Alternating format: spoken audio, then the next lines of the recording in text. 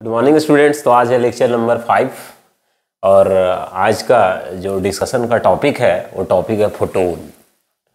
Photon यानी कि particle nature of light.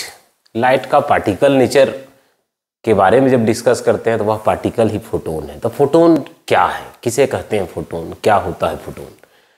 तो जब फोटो इलेक्ट्रिक इफेक्ट का हम लोगों ने एक्सपेरिमेंटल स्टडी किया, उसको देखा ऑब्जर्वेशंस को, तो experimental study of photo electric effect के ऑब्जर्वेशंस ने इस कंक्लूजन तक ले गया। हम लोग देख रहे थे वहाँ पर कि जब रेडिएशन और मैटर यानी कि मेटल सरफेस जब इंटरैक्ट हो रहे थे तब रेडिएशन ऐसे बिहेव कर रहा था जैसे कि वो पार्टिकल्स से बना हो। सुने क्या कहा? कहा कि हम लोगों ने फोटो इलेक्ट्रिक इफेक्ट के एक्सपेरिमेंट में देखे कि उसके ऑब्जर्वेशंस में ये था कि जब रेडिएशन मेटल सरफेस पे यानी मैटर से इंटरैक्ट कर रहा था, रेडिएशन जब मैटर से इंटरैक्ट कर रहा था तब रेडिएशन ऐसे बिहेव कर रहा था जैसे कि ये पार्टिकल्स से बने हो। और ये पार्टिकल्स जो थे उनका एनर्जी या उनका मोमेंटम जो था वो फिक्स था। हाँ, तो ये कंक्लूजन कि इनका एनर्जी और इनका मोमेंटम जो है वो एक पार्टिकुलर एनर्जी है, पार्टिकुलर मोमेंटम है, और उसका एक सबसे छोटे पार्टिकल, उस रेडिएशन का सबसे छोटा पार्टिकल, यानी कि वो रेडिएशन जो एनर्जी के रूप में बिहेव कर रहा था, एनर्जी जैसा था, उसका सबसे छोटा पार्ट को क्वांटम या क्वांटा कहते हैं। और वही स्मॉलेस्ट या smaller part of the radiation, उस रेडिएशन के एनर्जी का सबसे छोटा पार्ट जिसको हम क्वांटा कहते हैं, वही फोटोन है। तो फोटोन क्या हो गया? जब इलेक्ट्रोमैग्नेटिक रेडिएशंस या रेडिएशंस जब आगे बढ़ता है, प्रोपागेट करता है, तो ये एनर्जी के फॉर्म में आगे बढ़ता है, तो उसके सबसे स्मॉलेस्ट पैकेट को हम कहते हैं क्वांटम या उसी को कहते हैं फोटोन। यानी कि फोटोन क्या हो गया? लाइट रेडिएशन के पार्टिकल्स को हम फोटोन कहेंगे। हाँ, तो फोटोन हो गया क्या? ये क्वांटम थ्योरी में भी यही बात आया था कि क्वांटम थ्योरी में भी क्या बात निकल करके आया था कि लाइट रेडिएशन जो होगा वो स्मॉल पैकेट ऑफ एनर्जी से बना होगा, और वही स्मॉल पैकेट ऑफ एनर्जी को हम लोग कहते हैं फोटोन। हाँ, यानी कि लाइट जो ट्रैवल करता है, रेडिएशन ट्रैवल करता है, वो पार्टिकल्स या फोटोन्स के टर्म में फोटोन्स ट्रैवल करते हैं। तो फोटोन क्या हो गया? लाइट का पार्टिकल नेचर को या पार्टिकल को फोटोन कहते हैं। और हर फोटोन का एनर्जी, प्लैंक्स क्वांटम थ्योरी में प्लैंक ने कहा था कि किसी रेडिएशन का जो रेडिएशन जो होता है वो एनर्जी है, और उस रेडिएशन का एनर्जी उस रेडिएशन के फ्रीक्वेंसी पर निर्भर करता है, और यही प्रोपोर्शनैलिटी हटने से आता है h, और यही h है Planck's constant, where h is Planck's constant, और वैल्यू 6.625 इंटू 10⁻⁻34 जूल सेकेंड। अच्छा, पार्टिकल नेचर ऑफ लाइट आगे चल के 1924 में आर्थर एच कॉम्पटन ने एक एक्सपेरिमेंट किया जो फेमस है कॉम्पटन इफेक्ट के नाम से।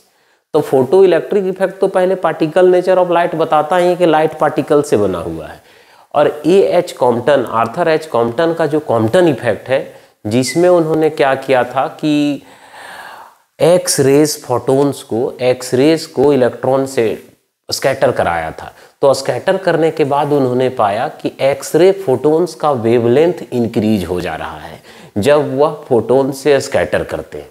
तो ये घटना भी बताता है कि लाइट जो है वो पार्टिकल से बना हुआ है।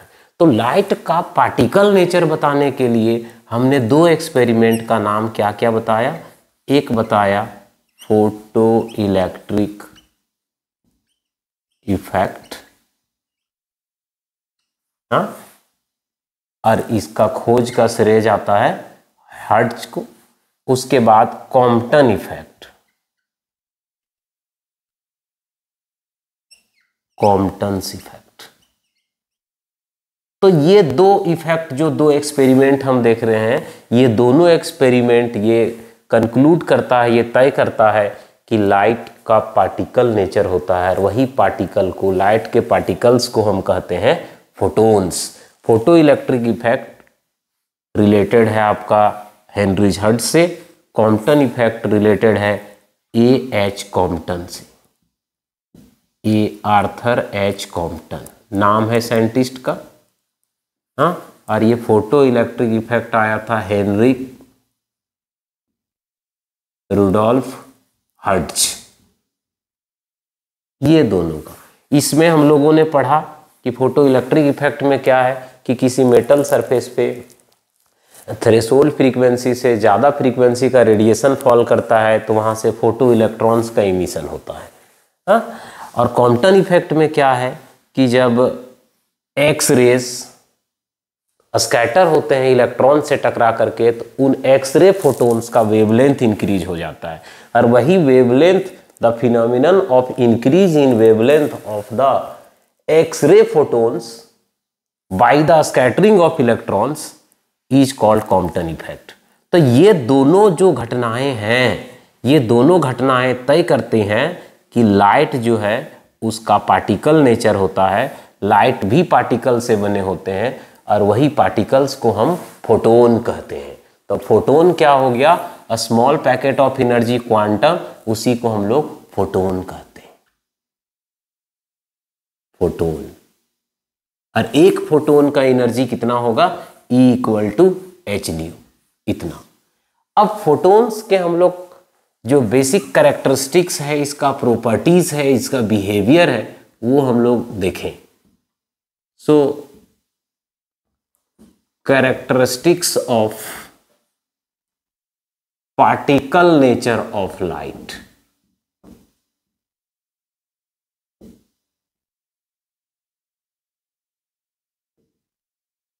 यानी कि फोटोन का कैरेक्टरिस्टिक।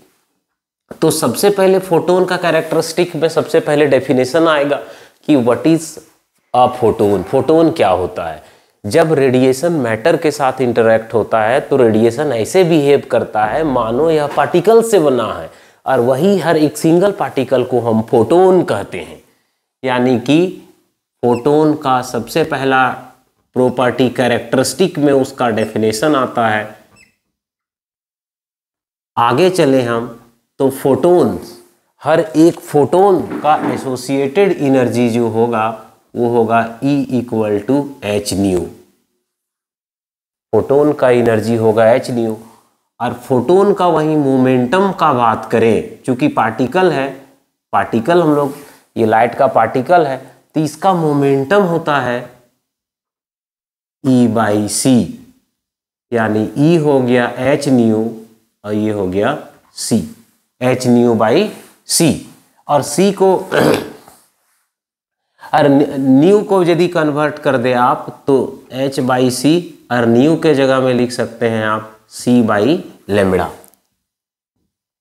तो ये मोमेंटम, किसी फोटोन का मोमेंटम जो है, p represents the momentum of photon, तो h, c और c कैंसिल हो जाएगा तो h/λ। तो किसी फोटोन का मोमेंटम कितना हो जाएगा, h/λ बोले आप, या बोले energy by speed of light. This is speed of light.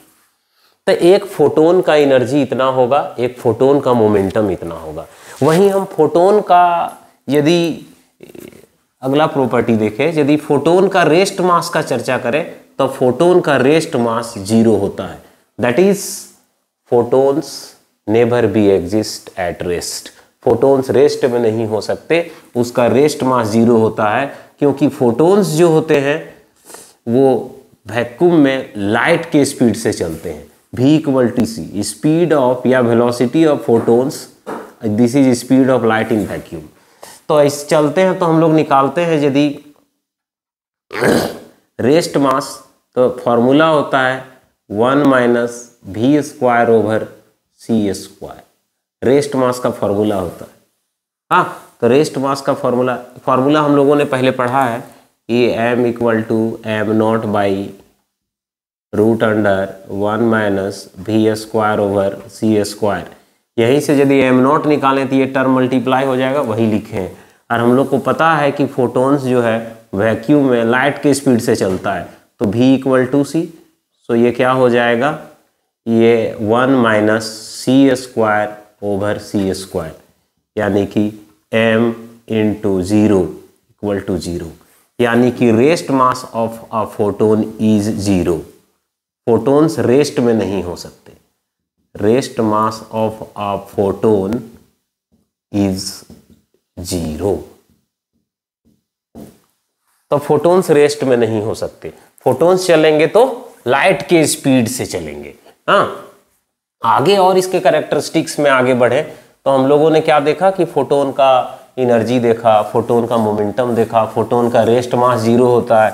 Photon जो है वैक्यूम में चलेगा तो लाइट के स्पीड से चलेगा, लेकिन यदि किसी दूसरे मीडियम में एंटर करेगा, मान लीजिए वाटर में गया या ग्लास में गया, तो इसका स्पीड चेंज होगा।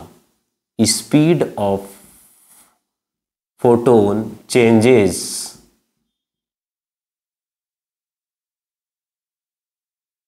with the change in medium, with the change in medium, यानी कि अलग अलग मीडियम में फोटोन का स्पीड अलग अलग होगा।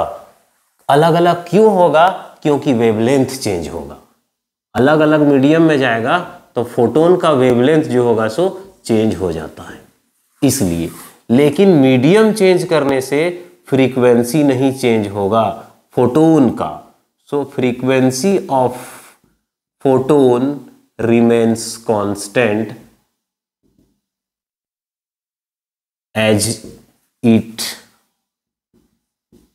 Move from one medium to other.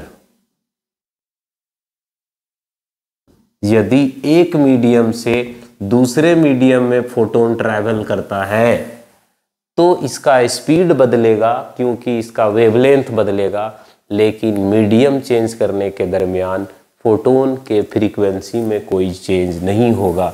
अब फोटोन का इफेक्टिव मास क्या होगा? इफेक्टिव मास, क्योंकि ये पार्टिकल हम लोग कंसीडर करते हैं, रेस्ट मास तो 0 होगा, तो इफेक्टिव मास कितना होगा? हम लोगों ने आइंस्टाइन का मास इक्विवेलेंस एनर्जी रिलेशनशिप में पढ़ा है, E equal to M C square. तो वहाँ से हम यदि मास निकालते हैं तो m इक्वल टू हो जाएगा E बाई सी स्क्वायर। हाँ, तो फोटोन जब मोशन में है तो उसका काइनेटिक मास कहें या इफेक्टिव मास कहें, उसका मास इक्विवेलेंट होगा m equal to E by C square. और E हो गया फोटोन का एनर्जी, और फोटोन का एनर्जी हम लोग जानते हैं E equal to H nu by C square.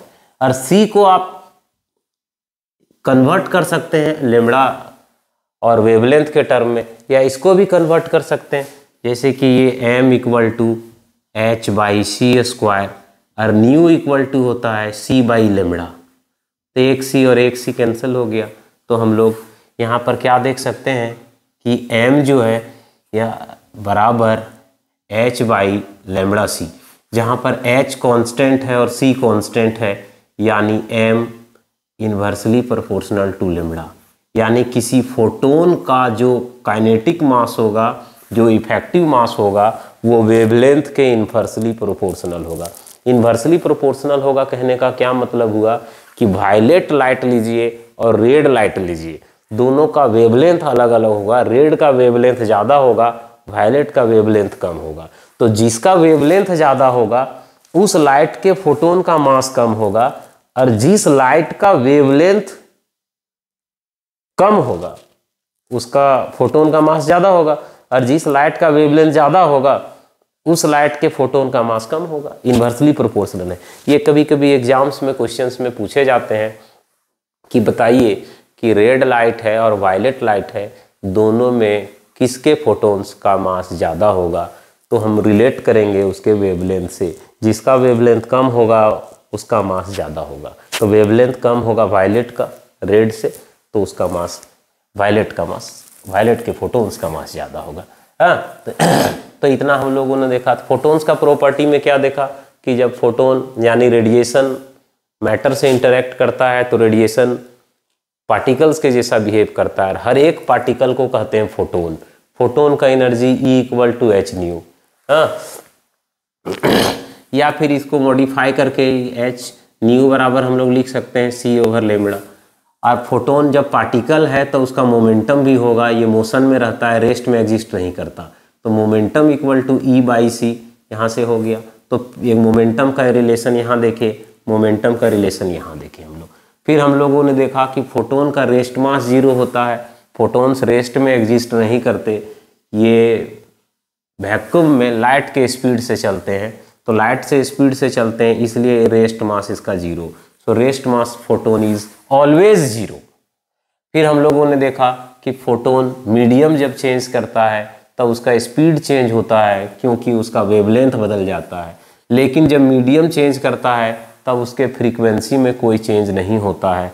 और फोटोन का इफेक्टिव मास जो होगा वो m=E/c² है। और इस कॉन्सेप्ट से निकल करके आया कि mass of a photon of a radiation is inversely proportional to wavelength of that radiation. उस रेडिएशन के वेवलेंथ के इनवर्सली प्रोपोर्शनल होगा। और रही बात नेक्स्ट कैरेक्टरिस्टिक इसका, तो मान लीजिए कि कोई एक रेडिएशन है और उसका वेवलेंथ पार्टिकुलर वेवलेंथ है, एक पार्टिकुलर वेवलेंथ है, और यदि उसका वेवलेंथ पार्टिकुलर है, अब उसका इंटेंसिटी बढ़ाइए। हाँ, अब उसका इंटेंसिटी यदि बढ़ाते हैं किसी रेडिएशन का, मान लीजिए कोई रेडिएशन है उसका वेवलेंथ इतना है और ये कांस्टेंट है, अब उस रेडिएशन का यदि हम इंटेंसिटी बढ़ाते हैं तो नंबर ऑफ फोटोन्स इंक्रीज होगा। सुने गौर से, क्या कहा कि यदि किसी रेडिएशन का वेवलेंथ कांस्टेंट है, अब उस रेडिएशन का इंटेंसिटी बढ़ा रहे हैं तो उस रेडिएशन में नंबर ऑफ फोटोन्स, जहाँ टकरा रहा है वहाँ ज़्यादा नंबर ऑफ फोटोन्स कोलाइड करेगा, स्ट्राइक करेगा। यानी कि ये कांस्टेंट है लेकिन इंटेंसिटी बढ़ा रहे हैं तो नंबर ऑफ फोटोन्स बढ़ रहा है, लेकिन फोटोन्स का जो एनर्जी है वो कांस्टेंट है क्योंकि फ्रीक्वेंसी में तो परिवर्तन नहीं हो रहा है। तो ये बात निकल करके आया। अच्छा, यदि वेवलेंथ कांस्टेंट है, यदि फ्रीक्वेंसी कांस्टेंट है, तो फोटोन्स का एनर्जी और फोटोन्स का मोमेंटम भी कांस्टेंट होगा। तो 9th प्रॉपर्टी में क्या कि यदि किसी रेडिएशन का वेवलेंथ कांस्टेंट है या फ्रीक्वेंसी कांस्टेंट है, तब उस के फोटोन्स का एनर्जी और फोटोन्स का मोमेंटम भी कांस्टेंट रहेगा, सेम रहेगा, बदलेगा नहीं। या और नेक्स्ट प्रॉपर्टी है कि यदि फोटोन्स पार्टिकल्स के साथ इंटरैक्ट होते हैं, यदि फोटोन्स इलेक्ट्रॉन्स के साथ इंटरैक्ट होता है, मैटर के साथ इंटरैक्ट होता है, तो इस दरमियान इनका एनर्जी, इनका मोमेंटम कांस्टेंट रहेगा। नंबर ऑफ फोटोन्स कांस्टेंट नहीं भी रह सकता है, रह भी सकता है, क्योंकि वो एब्जॉर्ब करने पर है कि वो मटेरियल एब्जॉर्ब करता है, वो मैटर की नहीं। तो ये ओवरऑल प्रॉपर्टीज हो गए कि लाइट के पार्टिकल्स को फोटोन कहते हैं, उसका एनर्जी, उसका मोमेंटम, उसका स्पीड हमने डिस्कस किया, फिर नंबर ऑफ फोटोन्स कब बढ़ना है नहीं बढ़ना डिस्कस किया, उसका मास डिस्कस किया, फिर हमने बताया कि इसका रेस्ट मास 0 होगा। हाँ, मीडियम चेंज करने से वेवलेंथ चेंज होता है जिसके कारण स्पीड चेंज होता है, लेकिन फ्रीक्वेंसी नहीं चेंज होगा, पार्टिकुलर फ्रीक्वेंसी के एनर्जी कांस्टेंट होंगे। तो ओवरऑल ये हो गया कि पार्टिकल नेचर ऑफ लाइट, और ये पार्टिकल नेचर ऑफ लाइट तय कहाँ से हुआ था, वो 2 घटनाओं से, फोटो इलेक्ट्रिक इफेक्ट से और कॉम्पटन इफेक्ट से। तो ये हो गया कि फोटोन क्या है, किसे कहते हैं, और इसका बिहेवियर, कैरेक्टरिस्टिक्स या इम्पॉर्टेंट फीचर्स। स्टूडेंट्स, अब इसी पर आधारित हम कुछ न्यूमेरिकल करेंगे।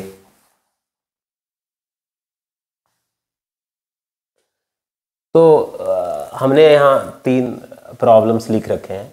तो नंबर 1 में देखें, what is the frequency of a photon whose energy is 66.3 electron volt. तो फर्स्ट ऑफ ऑल न्यूमेरिकल में आप देखें कि क्या क्या गिवन है, क्या क्या पूछा गया है। तो आपसे पूछा गया है यहाँ पर कि उस फोटोन का फ्रीक्वेंसी बताइए जिस फोटोन का एनर्जी इतना दिया हुआ है।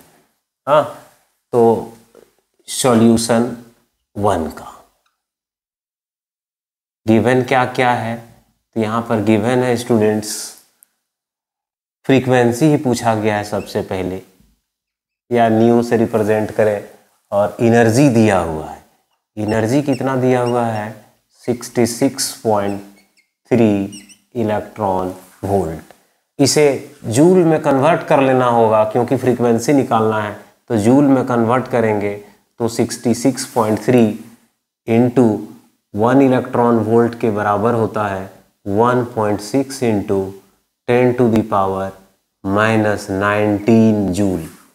और हम लोग फार्मूला जानते हैं, फोटोन का एनर्जी का फार्मूला क्या था, as we know energy of a photon is given by E equal to H new.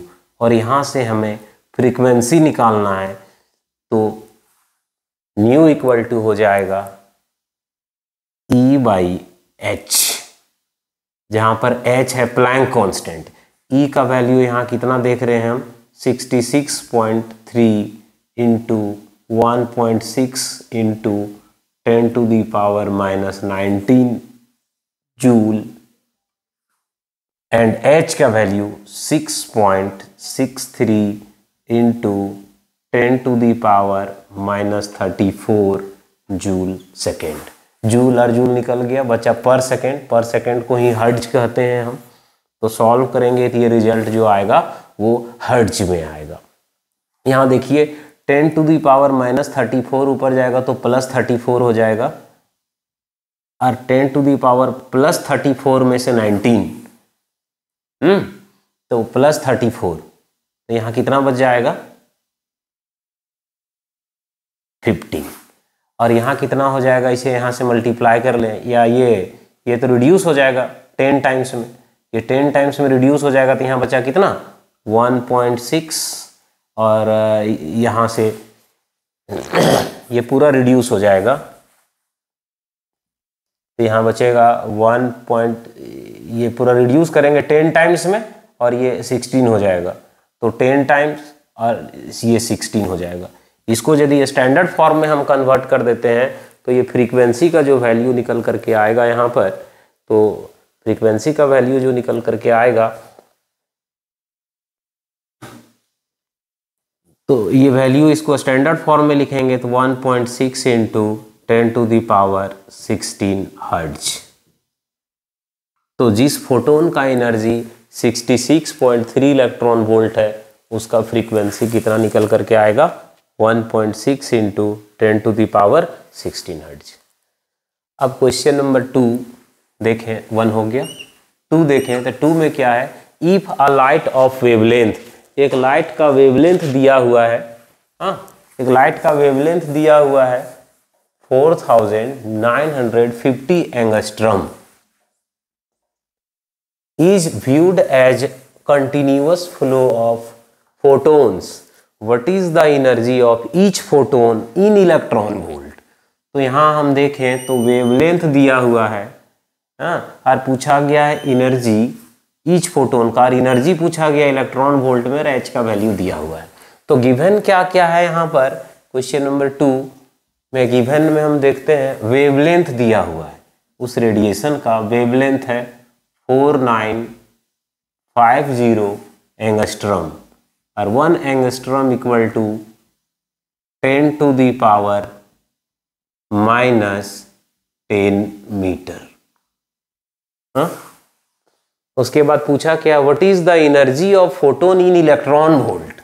तो एनर्जी पूछा है, वो एनर्जी पहले जूल में कैलकुलेट कर लें, फिर इलेक्ट्रॉन वोल्ट में। हम लोग जानते हैं कि energy of a photon is given by E equal to H new.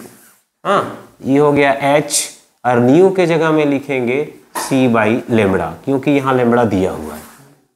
अब वैल्यूज पुट करें तो H का वैल्यू 6.6 गिवन है, 6.6 इंटू 10⁻⁻34 इंटू C का वैल्यू 3 इंटू 10⁸ मीटर पर second, divided by wavelength, wavelength दिया हुआ है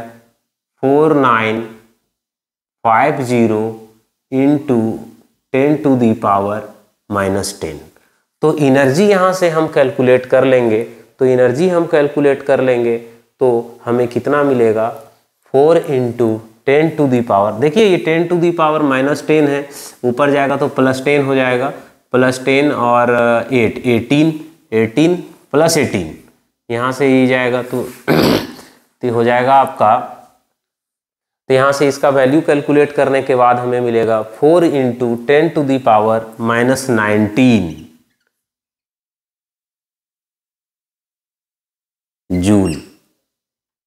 अब ये जूल में मिला, अब इसे इलेक्ट्रॉन वोल्ट में कन्वर्ट करना है, तो इलेक्ट्रॉन वोल्ट में कन्वर्ट करना है तो हम लोग क्या करेंगे, 1.6 इंटू 10⁻−19, अब इसको हम इलेक्ट्रॉन वोल्ट में ले आए, तो ये -19 -10⁻−19 10⁻−19 कैंसिल हो गया, यहाँ बचा कितना, यहाँ बचा 4/1.6, तो यानी कि हो जाएगा 40/16, यानी 16 2 जा 32, 8 बचा 5 टाइम्स 2.5 इलेक्ट्रॉन वोल्ट आंसर।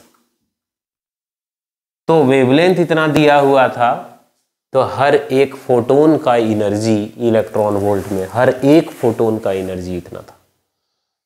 ठीक, नंबर 3, तो क्वेश्चन नंबर 3 में है monochromatic light of frequency. Monochromatic light जिसका वेवलेंथ कांस्टेंट है, तो उस रेडिएशन का, उस लाइट का फ्रीक्वेंसी दिया हुआ है, तो क्या क्या दिया हुआ है,